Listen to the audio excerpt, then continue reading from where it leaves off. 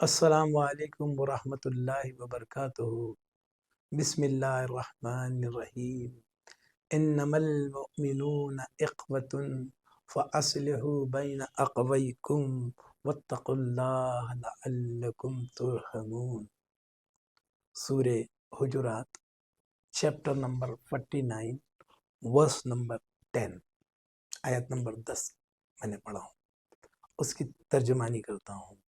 انما المؤمنون، صرف مسلمان ایمان والے کلمہ پڑھنے والے بھائی بھائی ہیں، تو اصلاح کر لو اپنے بھائی چارگی میں اور اللہ کی عذاب کی پرہیزگاری کرتے رہو، بچتے رہو تاکہ تم پر رحم کروایا جائے۔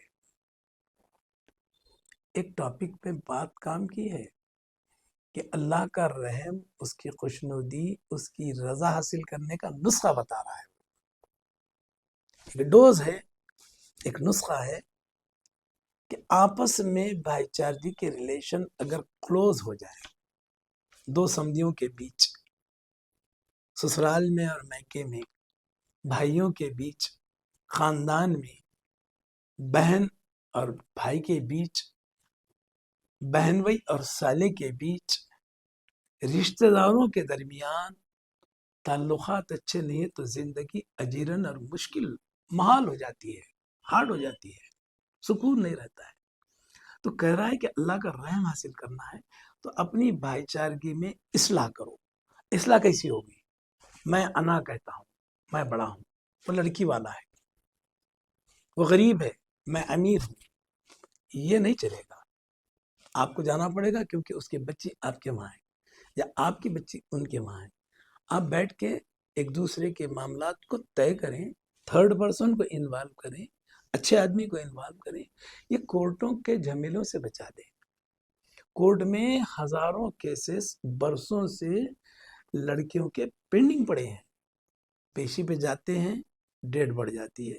اس کا دستور کیا ہے، اس کا سسٹم کیا رہے گا کہ آپ ان کو جائیں اور بلائیں کہ بھائی ہم آپس میں بھائی تھے، آپ نے بچی دی ہے یا میں نے بچی کرا ہوں یا میں نے بچی دیا ہوں، ہم انشاءاللہ ایک دوسرے کو بیٹھ کے معاملے کو نپٹیں گے۔